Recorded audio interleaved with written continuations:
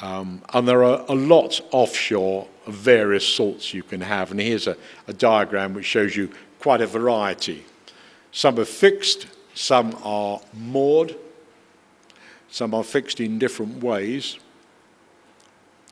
And we'll look at them only briefly. I don't want to get into too much detail because I think this is such a new subject to you. Frankly, it's easy to get lost in the detail.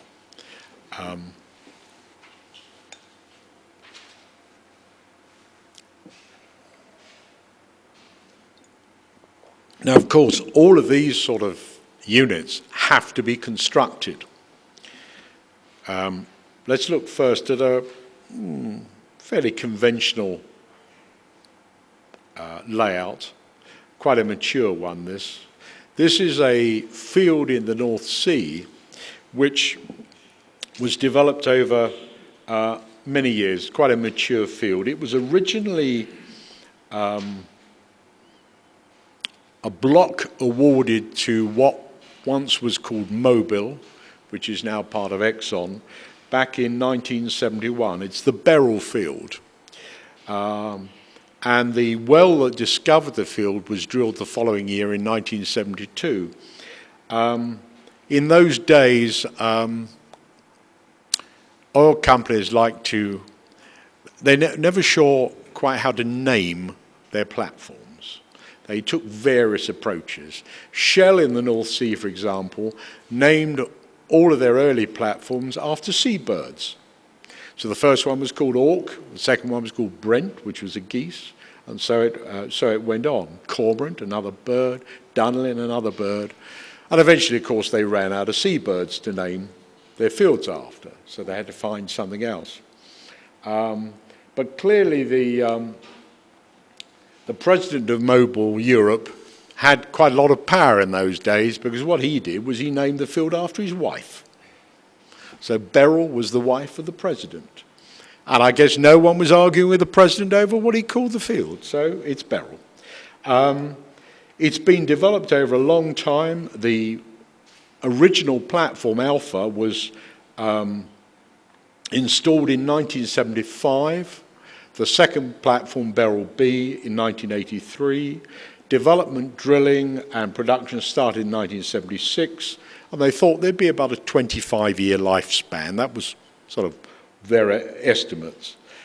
In January 2012, the asset was bought by another oil company called Apache, and this was a trend you often saw as the big fields started to deplete and there was less to bring out of them. The residual oil and gas was not very large. Many of the big oil companies would lose interest in them, sell them off to older companies, smaller companies who'd look for novel ways of increasing production. And this has had a lot of added developments over the years. So this field has now been producing for something like 40 years. And you'll see there's a lot of subsea equipment. I mean, everything you see here is below the seabed. I mean, all you would see if you were in the field is sort of above that and above that, and the SBMs there and there. Everything here is sitting on the seabed.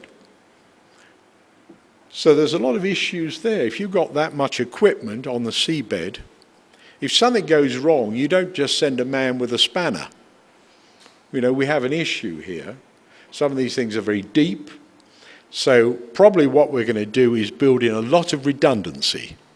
So that if something fails here, we've got another one there. So we can literally just bring another unit into play.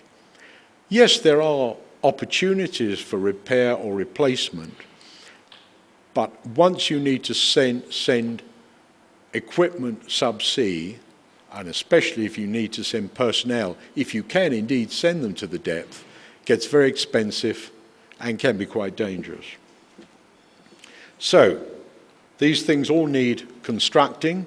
Here's a look at a yard. This yard's in Mexico, Dragados offshore, and you can see there that it's in the course of building a platform. And it's built piece by piece. How else? So you can see here, these have gradually been formed. And this is the bottom section of a big platform, a steel platform. It will be moved offshore. And you can see other parts being constructed. And this becomes a big industrial process. Units like jack-up units have to be constructed. Here's a yard, Keppel's Yard in Singapore, where they're constructing a number of these units. So from an underwriting point of view, covering builders' risks, when completed, one of these units could be, we'll say, 250 million. But hang on, I think we've got an accumulation issue there, haven't we? We're not just building one on its own. So there's some issues again for an underwriter immediately to think about. Have we got a natural peril exposure there, which could suddenly mean that 4 or 5 of these units together could be damaged? Here's another yard. This is in Texas, Ingleston. They're building a number of units for offshore there. The unit second from the left that's lying on its side is what's known as the Lucius Spar. There's a stationary crane, you'll notice there, which is capable of lifting 13,000 tons.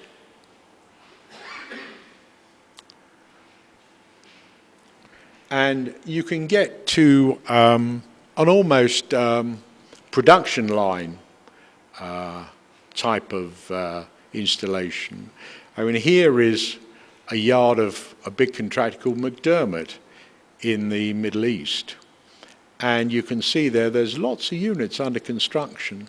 So they're all in the same location, various states. So again, we have some accumulation issues there. And interestingly enough, you'll see that they are being built. I think we can see, you see there, they're being built on skids. So they will be literally pushed onto barges and then sail away. You can see some skids there. I'm not quite sure how we get that unit to here, but it's not my problem, so I'm not going to worry about it too much. But you can see we have, I don't know how many units under construction there. 1, 2, 3, 4, 5, 6, maybe 15 units, various states of construction. So, accumulation. Then we've got to move all this stuff gradually offshore. Here's a jacket, a relatively modest-sized jacket. This has just been pushed on a barge, onto a barge. So there's our barge down there. This unit was going offshore India, was fabricated in Malaysia, and then it was going to be towed to India. And if you think about this, you'll see that some of these here are guides for piles which are going to be driven through those holes to nail the unit to the seabed. Okay? While here, these will be guides for the drill pipe and the production wells. So we've got a combination of some interesting construction risks onshore. We've moved it offshore. Okay, we've now got a marine tow, and we've got a fairly tricky installation at the other end. And here's one way that sometimes with this unit you've got here, you've only got a section of the jacket. That's the bottom section of the platform. Sometimes you'll install the jacket and then crane the various units on the top.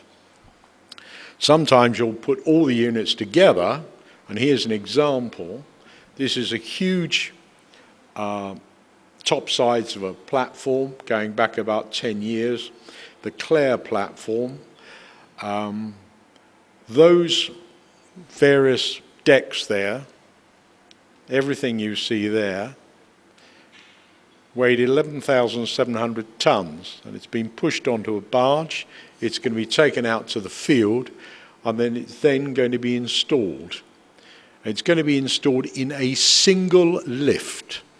So you've now got to find a crane a floating crane, okay, with a safe working load of well over 12,000 tons.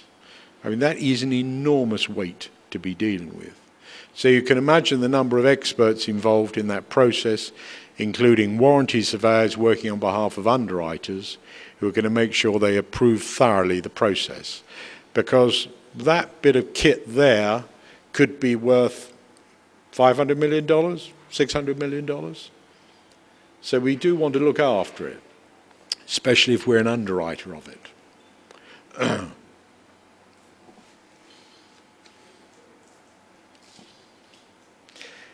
Here's a more recent one. This is topsides. In this case, these topsides weigh about 30,000 tons, and they're being skidded onto a barge owned by a Chinese national company, CNOOC. They're at the Korean yard of Hyundai in Ulsan, and it's going to be pushed, or is being pushed onto a barge to be installed at the field. Now, based on what I've said to date, how do you think we're going to manage to install that on top of a jacket? Any ideas? Well, luckily, somebody does have an idea, otherwise it would have never been installed. But that unit is too big, I think, for any existing crane. So we're not going to crane it on, we're going to do what's known as a float-over operation.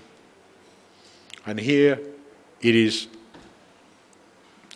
There's the top of the jacket, which is sitting on the seabed, has been firmly piled in, been nailed to the seabed, and basically this is going to float over it. Okay, we can allow a certain amount of ballasting to take place, and essentially that area there is going to sit on top of that area. If we get it right. If we don't get it right, well, it could be $1 billion claim, I suppose. Fortunately, I believe they did get it right. Things aren't always installed in the same way, though. I've shown you some jackets, okay, the bases of some of these platforms. Depending on their size, they can be installed in a number of ways. You put them on a barge, you take them out to the field, and here's one literally being pushed off the barge. Okay?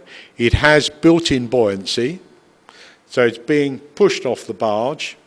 That's the bottom of it you're looking at, the part that will sit on the seabed. Okay? So what will happen is that will float, then gradually be ballasted into an upright position, and then gradually lowered to the seabed. A complicated, expensive operation. Now, if we look at something rather smaller, here's a much smaller case. This is a small gas platform. This is small enough that we can lift it in its entirety and just set it down. But when we've set it down, we're then going to build on top of it the various modules, the various decks. So it's almost like a child's construction kit in a way. You know, you start to put the pieces together. Except these are very expensive pieces, so you don't want to lose any of them under the sofa, because you can't get them back. Now, you remember I showed you earlier on a barge, and I said this is the Clare topside facilities, 11,700 tons. Well, they got to the field, there they are, okay? They were being held by an enormous crane unit, a semi-submersible unit, which is now going to install them on top of the pre-installed jacket. Complicated, expensive, and well-regulated operations. And what we end up hopefully with is a platform that looks something like that, if it's a steel. because we can have some concrete ones as well. And you can see there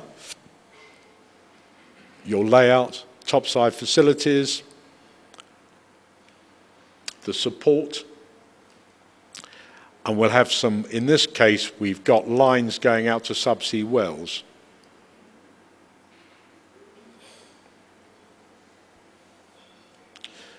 Another sort of unit, I just showed this for difference really. This is a hull for a production facility which was going into the Gulf of Mexico. And you can see there, that's on another one of these semi-submersible vessels which has been carrying it. So if you look carefully, you can see that's the front of the ship, there's the back of the ship, the rest of it's subsea, and that's sitting on the top, and with the aid of a tug, it's being moved on or off. So we end up often with a platform that looks something like that.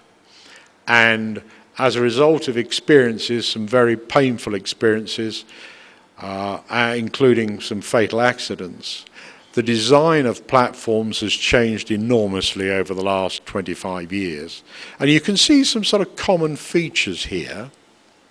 You've got the more industrial processes like drilling on the right-hand side, and as far away from them as you could get them is the accommodation. And these are lifeboats, okay? So, if you have to evacuate the platform, you get into one of these, which can take maybe 30, 40 men. You put a harness on, which is like one that will be worn by a Formula One driver, you know, a full 4-point harness, okay? And then they drop you into the sea. And that's a fair old fall. But it's the quickest and safest way to get off the platform. I haven't tried it, I can't vouch for it. I don't necessarily recommend it. But if, frankly, my backside is on fire, I shall be in there, I can assure you. These were developed very much post-Piper Alpha, which was a disaster which caused a lot of lives, over 100 lives to be lost. And at first everybody, I think, was genuinely concerned as to whether something like this could work. But it does, and it works well. It's a very effective means of escape. I'm not sure I'm aware of one ever having to be used, actually, but they are regularly tested, as you can imagine. Okay, you'll realize from what I've said there's an awful lot of subsea equipment, and this is some of the equipment that installs the units. You get a lot of remotely operated vehicles, okay? A lot of things that have to have functions like burying pipe, connecting pipelines, installing umbilicals, control lines.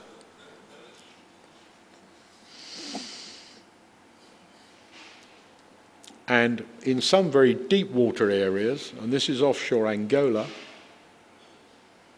we've got what is known as a FPSO, a floating production, storage and offtake facility. There it is up there. This one looks a bit like a barge. Here are all the remote wells, all connected up.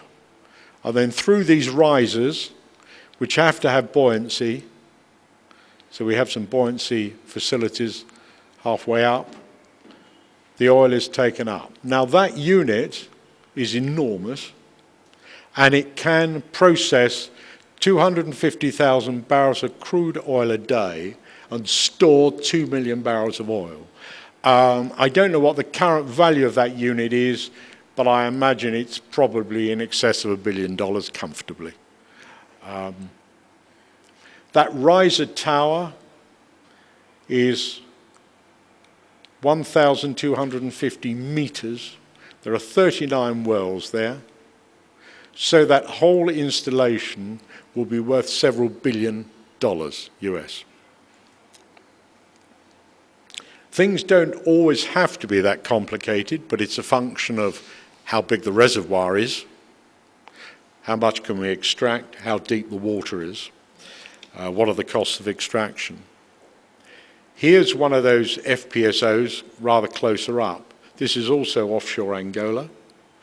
This one is capable of processing about 100,000 barrels and can store about 1.6 million barrels.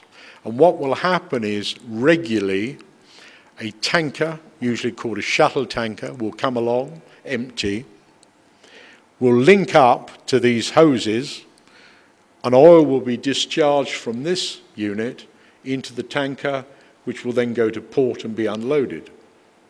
This unit isn't intended to be moved during its lifetime. Now that poses some immediate issues.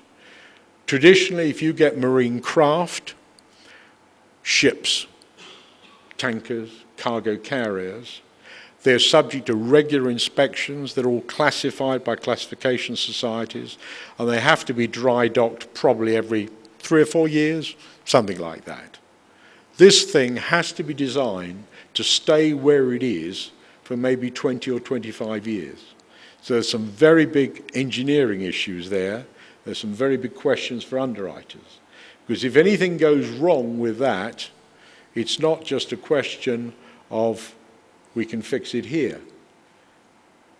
So we've got issues. That probably has no propulsion at all. It may have some limited propulsion, it varies. So to move it may require a series of tugs. More flexible, smaller unit. This is an interesting unit. It's been used for many years and was in use until April 2013.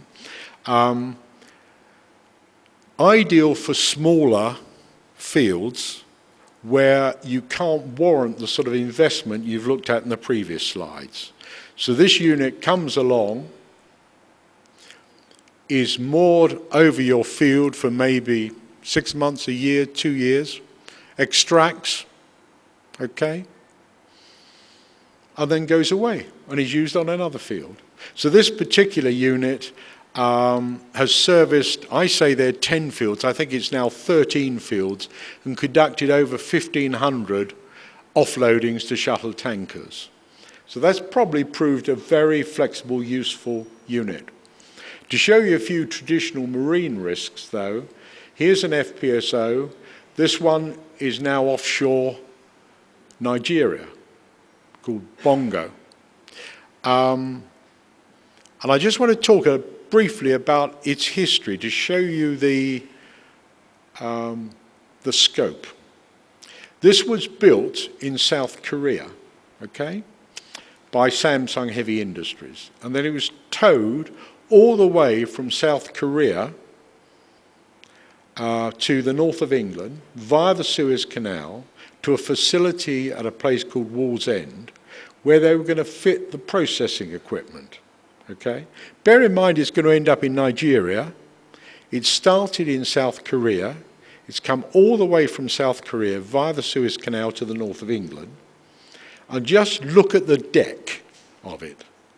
There's nothing on that deck except navigation and accommodation. Okay? So it's come all the way from Korea for that deck to be filled up with processing equipment. And when they did it, that's what it looked like at Wallsend. So it started like that when it arrived. We've added several $100 million worth of equipment on top of it. Okay, 22,000 tons of equipment. So it's now got to go to Nigeria. And it's going to be towed.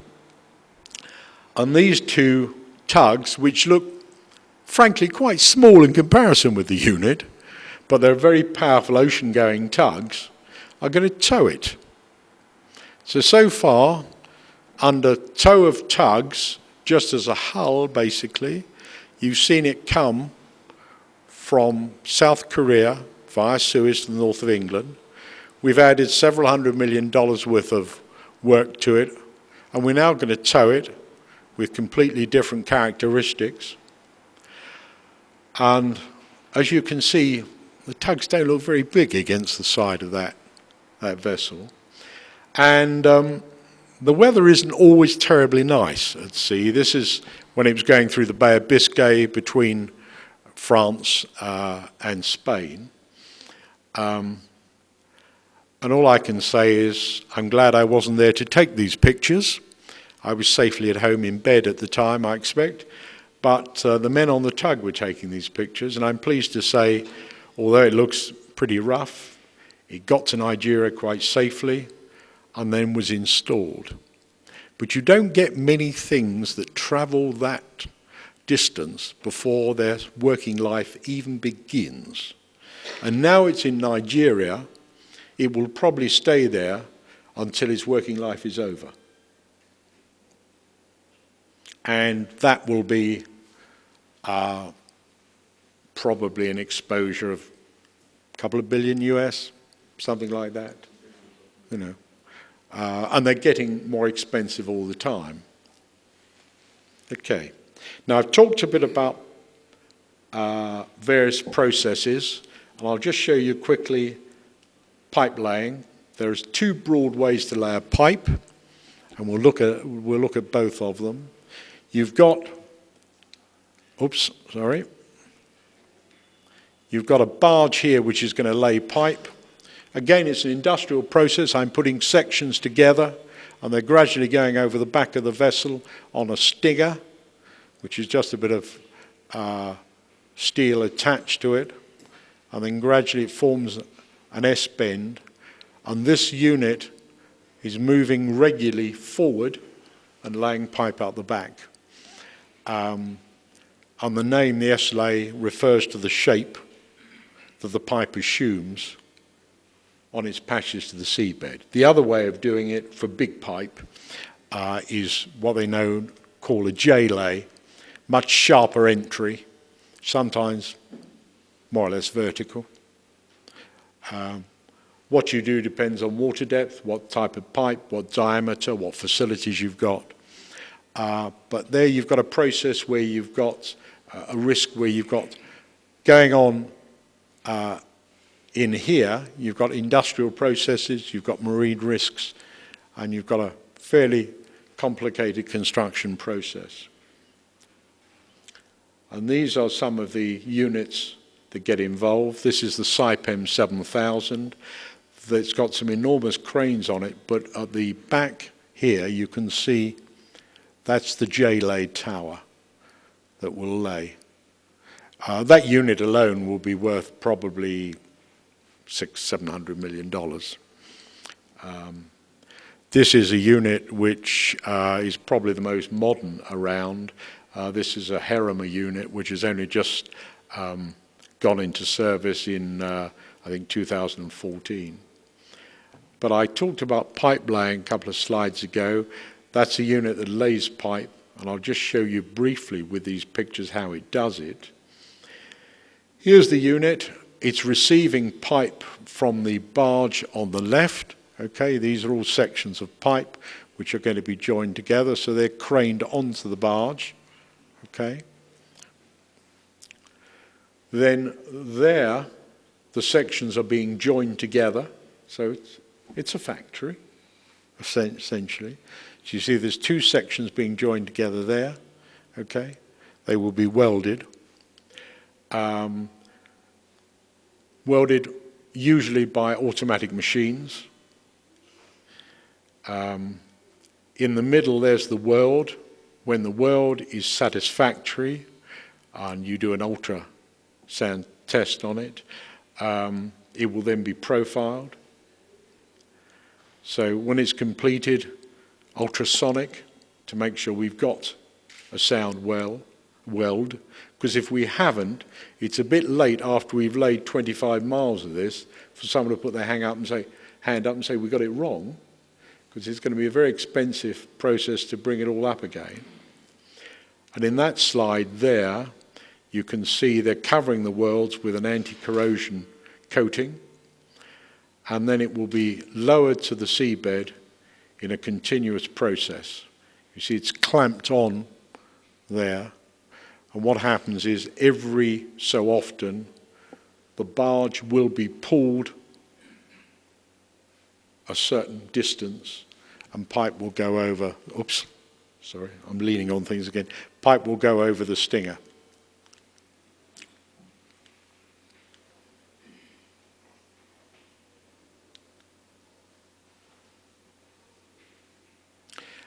Over the years, underwriters have paid a lot of claims in association with this process. Deductibles are high for most of the sort of risks we're talking about, and maybe during the course of our time we can look at some of those issues. But if you were insuring a pipe laying operation, not the barge, the pipe laying operation, I would imagine, and I don't know if you will talk about this, deductible $1 million plus. Yeah, I mean, you'd be lucky with a big operation to get as little as $1 million as a deductible. The sort of vessel you see a lot, it's a construction and diving support vessel. A lot of these around, very useful. They will have a lot of different facilities. This one's got saturation diving system on it, good sized crane, dynamically positioned, so it can stay on location without any anchors. If you've got some piping which isn't huge diameter, and for a steel diameter pipe for oil or gas, probably the maximum diameter you'd see is 48 inches, something like that, maybe a little less. But you may be only laying a line that diameter. Maybe it's a control line. Maybe it takes hydraulic fluid. So you need to be able to lay a range of pipe. Here's a unit where you can reel it out.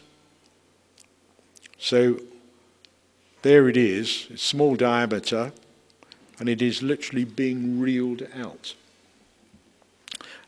This is a reel layer, and you can see it coming off the back there. And there's the pipe on the laying carousel. So obviously you can only do that with a smaller pipe where you've got the flexibility that you can wind it on. So you will wind it on the carousel ashore, put the carousel on the vessel, go out to location and gradually unwind it. And just to end up very briefly with a couple of slides, when all these processes are complete and we're actually producing oil and gas, we've then got to process it. And here is a refinery. This is Mongstad in Norway. You can see the vessels alongside, which are there obviously to discharge. And then you can see a lot of storage. Now the fundamental difference, if you had to pick one difference between operations on an offshore platform compared with, say, an onshore refinery, can anyone give me a suggestion of a very, very basic difference between the two, offshore, onshore? You will all understand it, but because it's not your day-to-day business, you won't think about it. And it's simply this: space. Offshore, I've got everything concentrated in a very small area. Onshore, I can spread things out. I've got plenty of land, basically. So the more I can spread things out, the safer my installation is. So that, for example, if something here goes bang, it won't necessarily affect something there, or there. But offshore, if I have an explosion on a platform, it is likely the whole platform is in some form of danger. So immediately you've got a fundamental difference between onshore and offshore. You could be doing exactly the same thing, because although I've shown you essentially offshore matters, many of those processes, drilling, etc., take place onshore, but you've got usually the ability to spread a few things out. Offshore, you're pretty crowded. So you've got personnel safety issues, you've got process issues. That's just another shot of a refinery, and this schematic just shows you some of the processes offshore. You've got your platforms, FPSOs and the like, and then you move onshore. I haven't touched on liquefied natural gas, although I think I've got a couple of slides to show you. The marvellous thing about gas is when you actually can liquefy it, it takes up, I think, less than 0.6% of the volume it does in its gas state. And here is a diagram of an installation which is going to liquefy. And here is one, and you can see there's a number of what we call trains there, a number of producing units. And once I've got this liquefied, and I liquefy it by taking it down